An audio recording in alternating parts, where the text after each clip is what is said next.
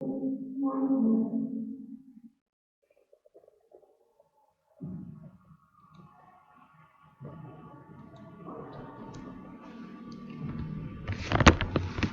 baiklah anak-anak, kita bertemu lagi dalam pembelajaran PPKN. Kali ini Mister akan menjelaskan pembelajaran PPKN yaitu mengenai musyawarah ya, tapi di sini lebih kepada hak, kewajiban dan tanggung jawab dalam musyawarah.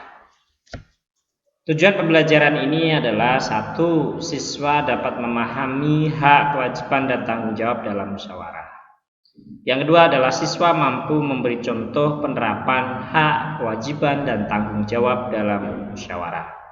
Yang ketiga, siswa dapat menerapkan hak, kewajiban, dan tanggung jawab dalam musyawarah.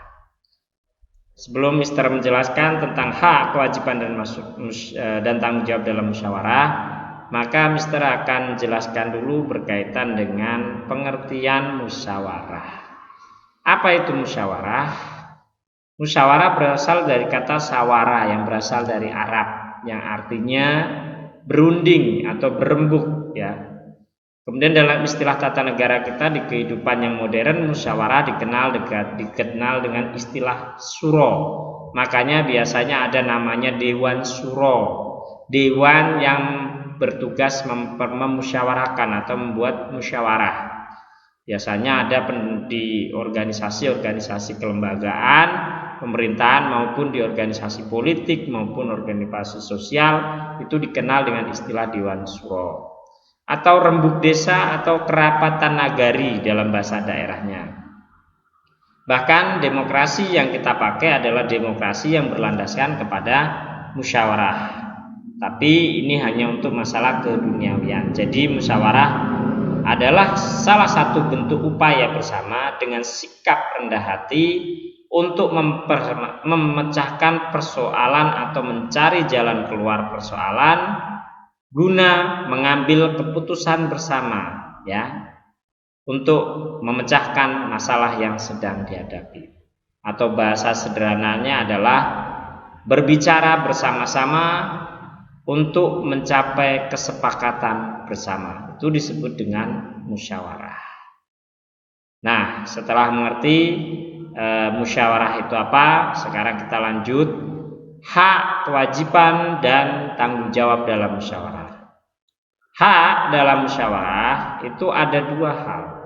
Yang pertama adalah kita punya hak, yaitu pertama memberikan pendapat.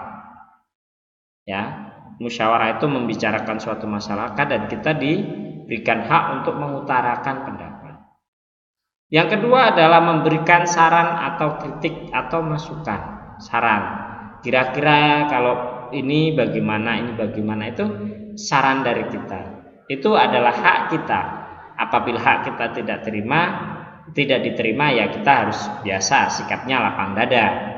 Namanya pendapat itu tidak harus semuanya diterima, atau saran itu tidak semuanya diterima. Tapi kita berhak untuk mengutarakan. Nah, berikutnya yaitu kewajiban.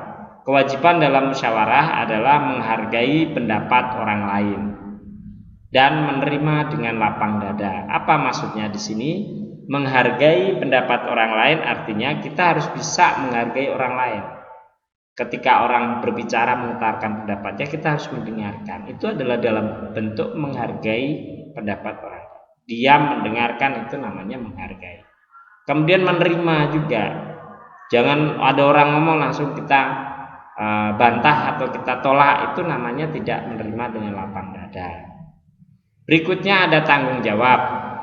Tanggung jawab dalam musyawarah yaitu melaksanakan segala keputusan musyawarah dengan lapang dada.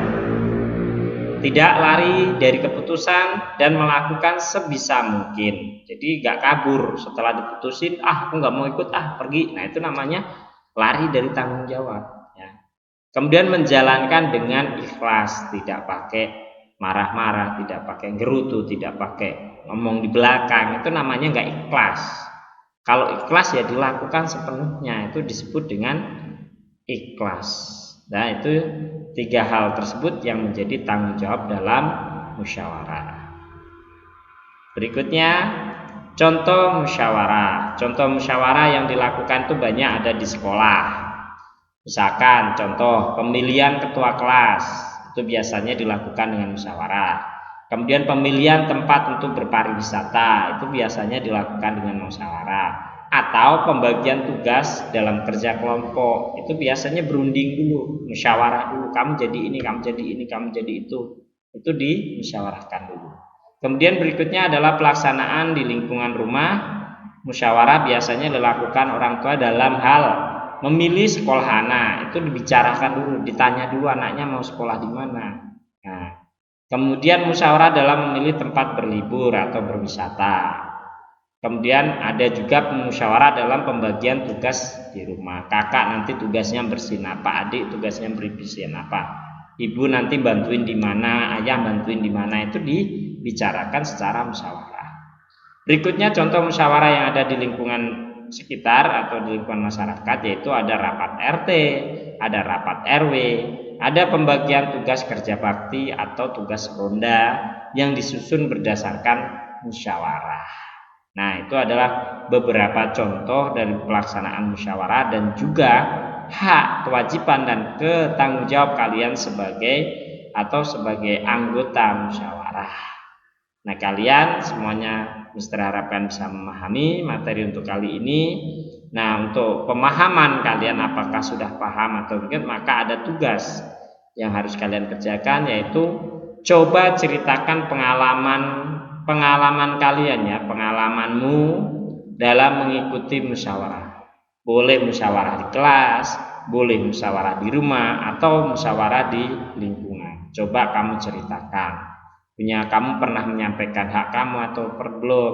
Apa kamu melaksanakan tanggung jawab dengan penuh keikhlasan, lapang dada, atau kamu tidak patuh terhadap keputusan yang ada? Ceritakan di sini.